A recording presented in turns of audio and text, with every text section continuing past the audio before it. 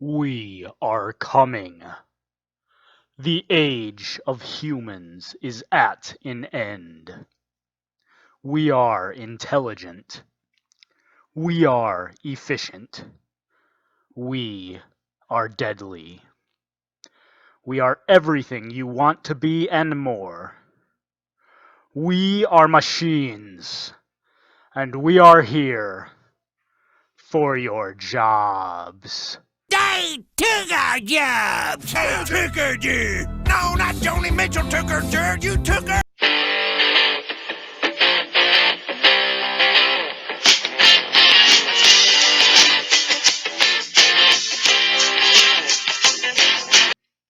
Today's video was chosen on the basis of a Twitter poll. I'll be using these more frequently to determine what videos to make, so if you're not yet following me on Twitter, check out the link in the description. Hello everyone, this is My Two Cents. Today we're going to be debunking the idea of a universal basic income, or UBI. This is an idea that is gaining traction across Europe, Canada, the United States, and more, and so it merits a thorough response. For those of you who haven't heard of it, a universal basic income is exactly what it sounds like. UBI is when the government guarantees its people a certain amount of money on a regular basis, no strings attached. Here's your UBI, spend it how you please. At first glance, many people see it as free money. But of course, as I've said time and time again, there is no such thing as free. Someone pays. Therefore, a government-provided UBI would be funded through taxes. Higher earners would have their money redistributed to lower earners. A UBI, then, is simply another idea that finds its root in the values of Karl Marx and other forms of socialists. Spread the wealth so that everyone can be happy. Still, a UBI isn't necessarily argued for on the same grounds that democratic socialism is. Historically, there have been people on both the left and the right who have argued for a UBI. Many are arguing that a UBI will become necessary because technological advancements are putting more and more people out of work. Eventually, so the argument goes, there will be so many robots doing the jobs that people used to do that millions of people will be unable to work. There will simply be no jobs left, and unskilled labor workers will have no other choice but to depend on wealth redistribution in order to survive.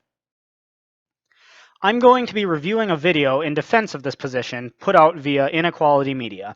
But before we begin, let's go over some basic economic realities that never change regardless of what economic system we have or what technologies are invented. First, the very thing that makes economics necessary is scarcity. The fact that at any given time, there are not enough resources, goods, and services for everyone to have limitless amounts. Economist Thomas Sowell says in Basic Economics, quote, "The Garden of Eden was a system for the production of goods and services, but it was not an economy, because everything was available in unlimited abundance. Without scarcity, there is no need to economize, and therefore no economics," end quote. Even if robots do take over an increasingly higher number of jobs traditionally filled by humans, the reality of scarcity in the economy will not change. It still takes resources and labor to build and program these robots. The robots themselves must use resources to produce goods and services. More resources still will be required to service and repair these robots when they break down. Therefore, a more technologically driven economy won't change the fact that there are costs to produce goods and services, and entrepreneurs will only continue to produce the goods and services so long as there are sufficient profits to leave them better off. Hypothetically, if the world of Disney's WALL-E is ever realized, robots will do literally everything, including build and repair other robots, and so humans will be able to simply relax all the time while robots do everything. But I wouldn't count on this happening anytime soon.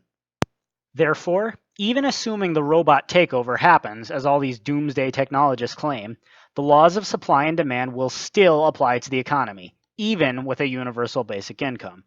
Second, history has already given us many examples of jobs that became obsolete due to innovation. When was the last time you were walking down the street and saw a business that produced and sold saddles and horseshoes? There are still some, but there were far more before the invention of the automobile. Nonetheless, did a massive amount of unemployment result for ranchers and merchants who sold horse-related equipment? Maybe for a short time, but the reality is people simply found other lines of work that resulted from the technological shift itself. Automobiles improved long-distance travel and high-capacity shipment, giving rise to boosts in the road construction and transportation industry. Despite whatever jobs may have disappeared as a result of the World Wide Web, do you think that anyone prior to 1995 could have predicted how many people would be earning 100% of their income solely by using the internet? The bottom line is, even if the advent of technology predicts a shrink in a given industry, history has shown that it will inevitably lead to a boost in another new industry. If and when robots can literally do everything there is to do, we'll have a different discussion, but I just don't see that happening. With these two things in mind, let's get into the video. You see this little gadget? Let's call it an Ieverything. You can't get it yet, but if technology keeps moving as fast as it is now, the Ieverything will be with us before you know it. A combination of intelligent computing, 3D manufacturing, big data crunching, and advanced biotechnology. This little machine will be able to do everything you want and give you everything you need. First off, if it can literally give you everything you want or need, we'll have achieved the world of WALL-E. There will be no entrepreneurs because robots will be doing literally everything. However, because of the reality of scarcity, there will never be a robot that can give you literally everything you want or need. Until a robot can create resources out of thin air, this statement will remain inaccurate. There's only one hitch. As the economy is now organized, no one will be able to buy it because there won't be any paying jobs left. You see, the Ieverything will do everything. If no one is able to buy it, no one will produce it, and so the problem is moot. Entrepreneurs will only waste time and resources on the Ieverything so long as they believe that Ieverything sales will produce the necessary profits. When the first cell phone came out, it was as thick as a brick, and only the very rich could afford it. Cell phones did not become mainstream until entrepreneurs were able to find ways to raise the quality and lower production costs such that everyone could afford them. So it will be with this Ieverything. I'm exaggerating a bit in order to make a point about the trend we're already seeing.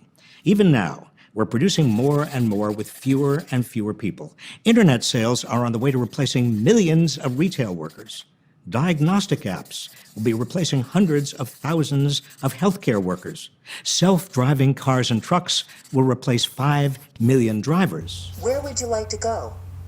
Researchers estimate that almost half of all U.S. jobs are at risk of being automated in the next 2 decades. Well, he's certainly right about his exaggeration. However, despite the 47% of jobs figures, what about the job markets that will be created as a result of this Ieverything? There still have to be people to build, service, and repair these self-driving vehicles. There will be competition amongst app developers and internet sales platforms. Even if we can predict that some jobs will disappear wholesale, history has already shown that we can't possibly predict what new jobs will result. Now, this isn't necessarily bad. The economy we're heading toward could offer millions of people more free time to do what they want instead of what they have to do to earn a living. And the more free time people have, the more they will look for things to fill their time. As they do this, more opportunities for the use of time and resources will emerge, inevitably creating more jobs and new industries. Can I say definitively what these jobs will be? No, but can this gentleman please explain how he can be certain that no new jobs will result, especially considering the lessons of history? But to make this work, we'll have to figure out some way to recirculate the money from the relatively few people who do very well in the economy of the Ieverything to the rest of us who will want to buy the Ieverythings. Yes, so the profit earners will have to finance the UBI. Here's the problem. Once the UBI becomes sufficiently expensive, and it will, I'll explain why momentarily, those profit earners will no longer be making profits high enough to motivate them to keep working. Once this happens, the whole system will collapse. Remember the ever-wise Margaret Thatcher's quote, "The problem with socialism is eventually you run out of other people's money." One possible answer, a universal basic income, possibly financed out of the profits going to labor replacing innovations. The idea of a universal basic income historically has had support from people on both the left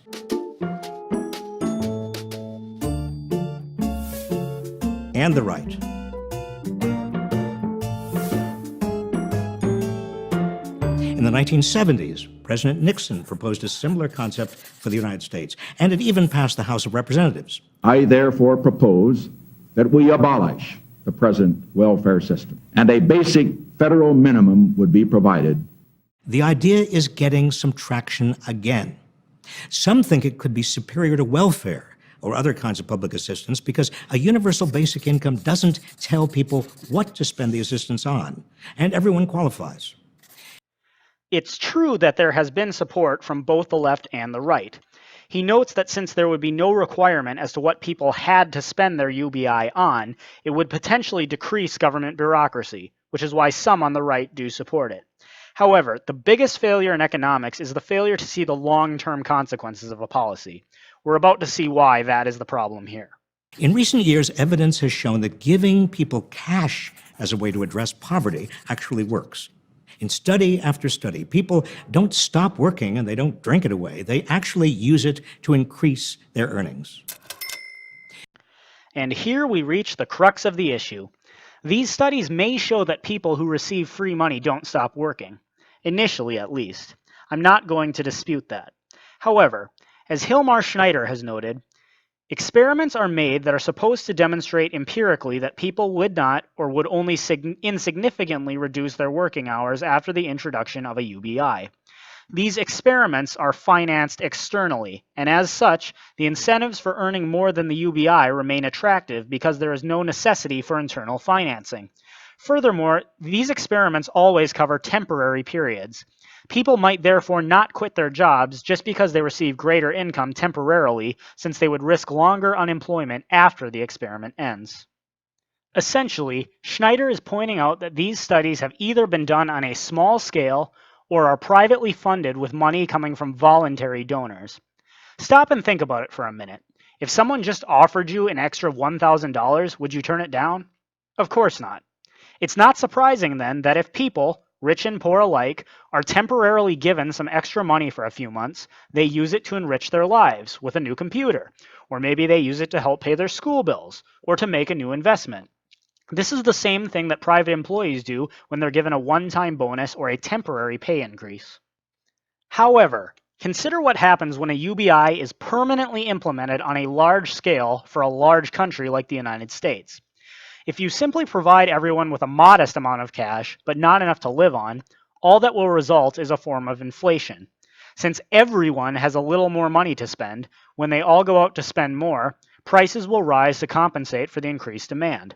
The initial spenders will get lucky, but once the price raises take effect, everyone will be no better off than before there was a UBI. But what if we give a UBI that can be lived off of without working?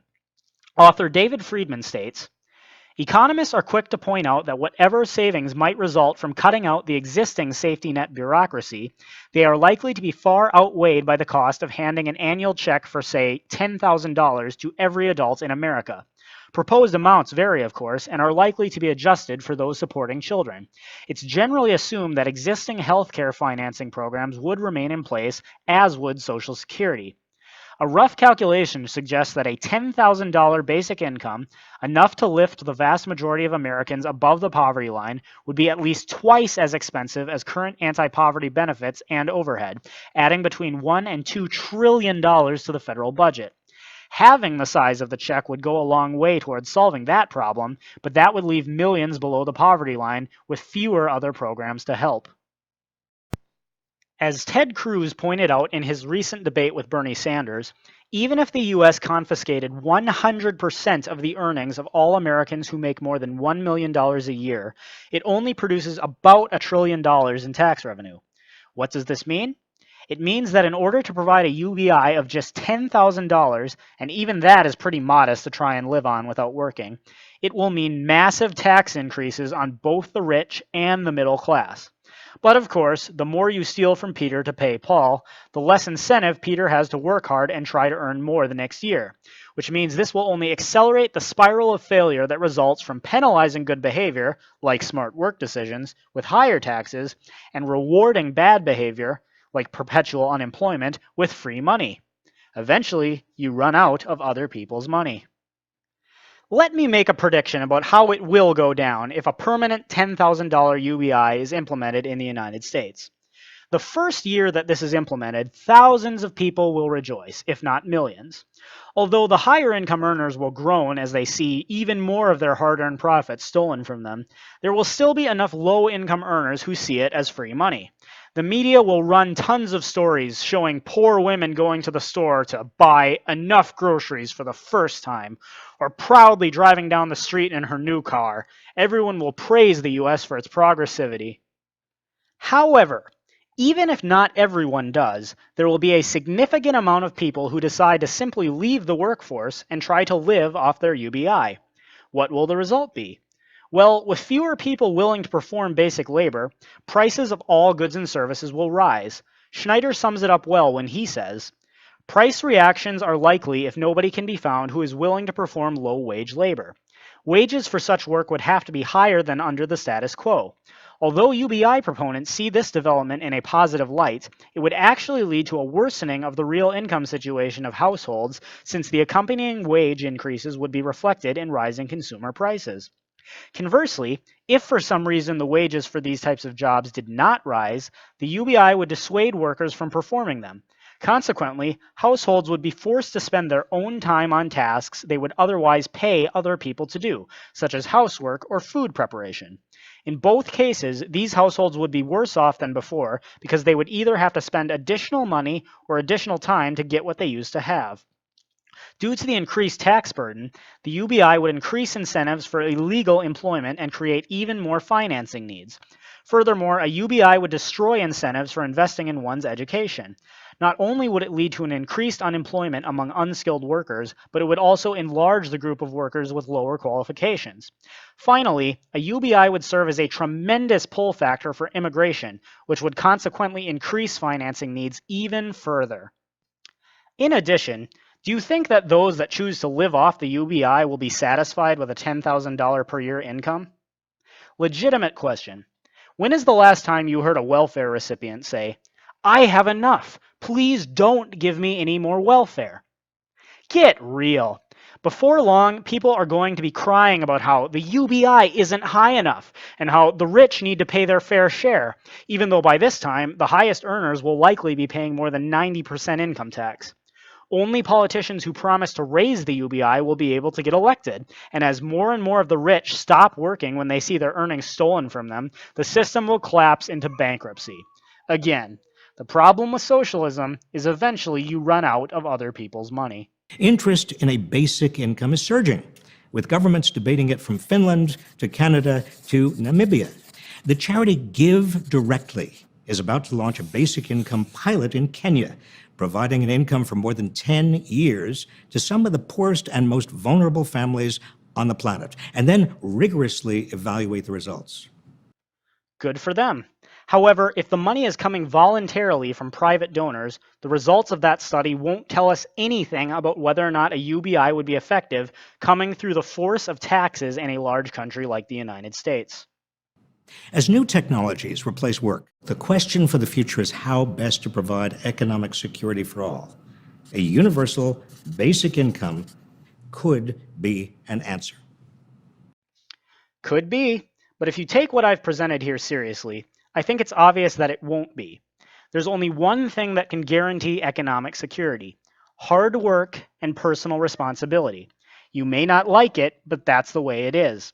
It's the way it's been since the dawn of time, before there were any governments, and it will still be true long after our current civilization has fallen. Whatever the results of technological advancement, there's one thing you need to know. If you want to survive, you need to be prepared to work hard and take responsibility for your own actions. That's my 2 cents. Take it for what it's worth. Thanks everyone for watching. If you liked this video, please hit like and subscribe. You can also hit the bell to ensure you're notified every time I upload a new video. Also, if you like my channel, please consider becoming a patron so I can ensure that I have the time and resources to keep putting out content. For just $1 a month, you'll receive a shout out at the end of every video and the link to one of your social media platforms in the description. Also, once I make it to $5 a month total, I'll release the lyric video to Social Justice Warriors, my parody song of The Warrior. You can also follow me on Twitter, Minds.com, VidMe, and WordPress. Uploads are every Tuesday, Thursday, and Saturday, so stay tuned for more videos.